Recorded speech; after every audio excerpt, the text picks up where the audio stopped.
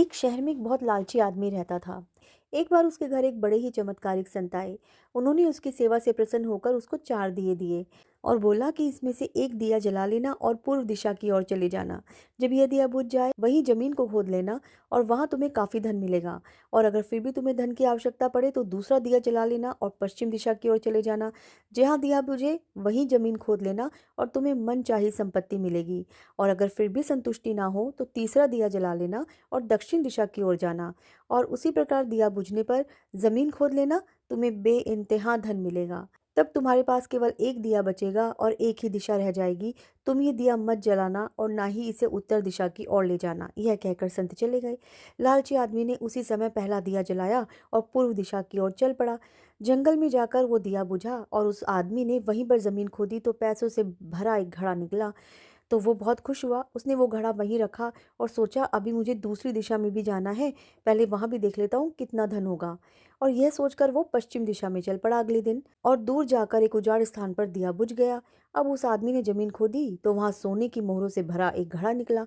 उसने घड़े को भी यही सोचकर वहीं रहने दिया कि पहले मैं दक्षिण दिशा में जाकर देख लेता हूँ। अगले दिन वो दक्षिण दिशा की ओर चल पड़ा। दिया एक मैदान में जाकर बुझ गया। वहां पर उसने जमीन खोदी तो हीरे मोतियों से भरी 2 पेटियां मिली। अब वो आदमी बहुत खुश था। अब वो सोचने लगा कि इन तीनों दिशाओं में जब इतना धन है तो चौथी दिशा में कितना होगा।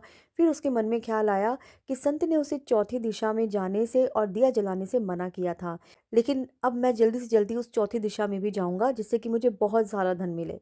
अब अगले दिन उसने चौथा दिया जलाया और जल्दी जल्दी उत्तर दिशा की ओर चल पड़ा। दूर आगे महल के पास जाकर दिया बुझ गया। महल का दरवाजा बंद था। उसने दरवाजे को धक्का दिया तो दरवाजा खुल गया। अब महल का एक कमरा हीरे मोतियों से भरा हुआ था। एक कमरे में सोने के आभूषण पड़े हुए थे, एक कमरे में हीरे मोती पड़े हुए थे, एक कमरे में बहुत सारे पैसे पड़े हुए थे। पूरा का पूरा महल वो एक तिजोरी जैसा था। उसी महल के एक कोने में एक कमरा था जहां पर उसने देखा कि बूढ़ा आदमी चक्की चला रहा है। लालची आदमी ने बूढ़े से कहा, तू यहाँ कैसे पहुंचा? बूढ़े ने कहा, ऐसा कर, तू जरा चक्की चला, मैं सांस लेकर तुझे बताता हूँ।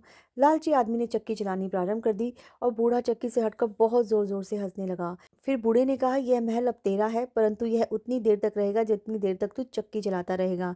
अगर चक्की चलानी बंद हो गई तो यह महल गिर जाएगा और तू भी इसके नीचे दबकर मर जाएगा। मैंने भी तेरी तरह लालच करके संत की बात नहीं मानी थी और मेरी सारी जवानी इस चक्की को चलाते हुए चली गई। तब तक मेरे और तेरे जैसा कोई लालची आदमी यहाँ नहीं आएगा, तब तक तू इस चक्की से छुटकारा नहीं पाएगा। तब उस लालची आदमी ने बूढ़े से कहा कि अब तू बाहर जाकर क्या करेगा? बूढ़े ने कहा, अब मैं सब लोगों से ऊंची आवाज में कहूंगा, लालच बुरी बला है।